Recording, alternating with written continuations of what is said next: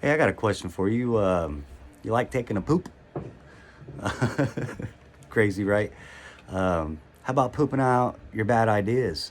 How about pooping out your sinful thoughts? That sounds pretty good, right? Get rid of them. That's exactly what we get to do. We get to poop them out. We get to puke them out. We get to extract them from our body through fluids and extract. So let's get into how this makes sense in the words of Jesus and not me. So here we go. This is coming from Mark 7:14, ending in Mark 7:23. And it goes like this. Again Jesus called the crowd to him and said, "Listen to me, everyone, and understand this. Nothing outside of a man can make him unclean by going into him. Rather, it is what comes out of a man that makes him unclean." After he had left the crowd, he entered the house. His disciples asked him about this parable. "Are you dull?" he asked. "Don't you see that nothing that enters a man from outside can make him unclean? For it doesn't go into his heart, but into his stomach, and then out of his body." The poop. He went on. "What comes out of a man is what makes him unclean.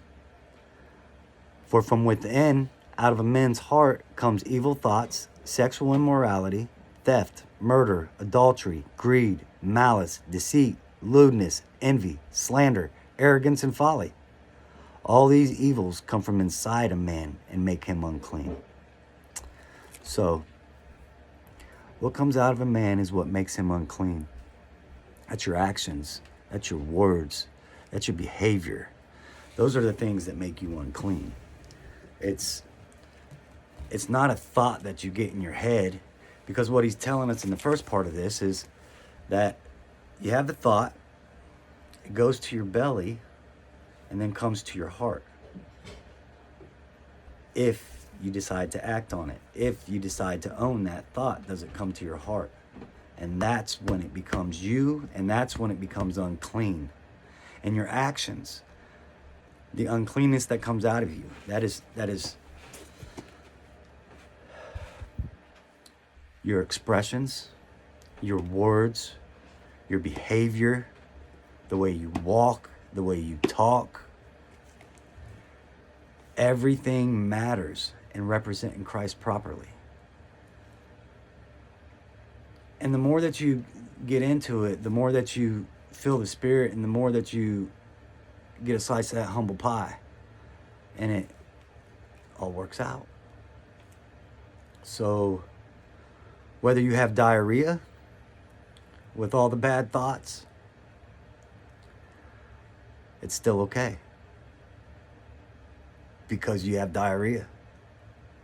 You start getting constipated,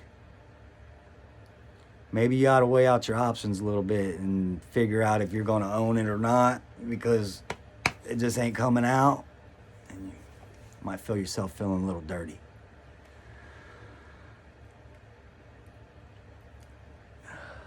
You'll definitely feel that dirt on this walk.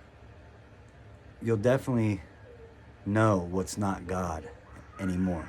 When your spirit is awakened, and you know how to decipher the voice of yours and Satan and Jesus. If you don't know how to decipher it, let me tell you real quick. It can be confusing, and here's why I say, if you don't know how to decipher, I want to share this with you, because in the beginning it was hard for me to hear God, and now I hear him and see him. So many revelations of God all around me. But in the beginning and through the first few months, there was a hard separation that I went through with the flesh. I think we battle that always. The world is heavy, so we're going to continue to balance it.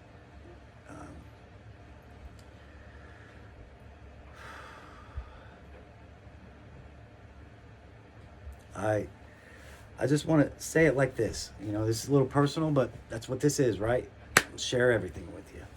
So this helped me. Hopefully it helps you in deciphering God when he speaks to you, when He's revealing himself, the revelations.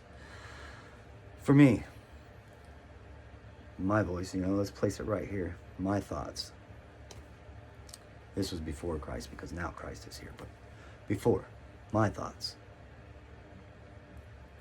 Satan. God. These two mingled for so many years that I really couldn't tell the difference anymore between my voice and his voice. I mean, we were homies.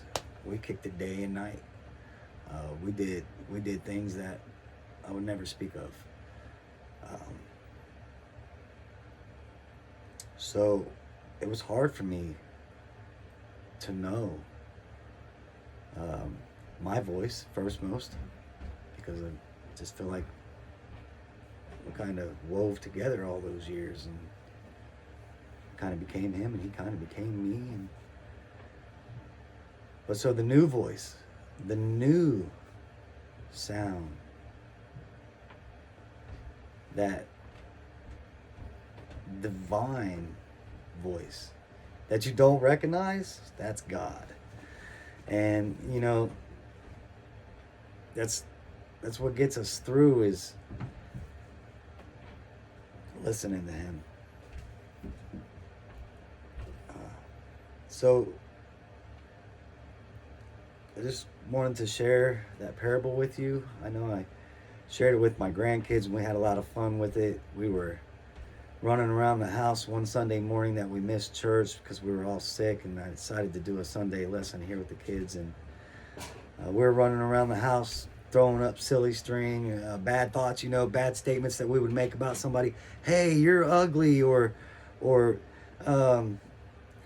I don't like your hair, little things that kids will hear at school. And throw those things up, boys. Don't own those. Don't let those be your behaviors. Throw them up before you say them. And we made some Play-Doh turds, and we went outside and we started dropping bad thoughts all over the yard. So carry that on into your life, guys, and rock with that one. I love you. God loves you more.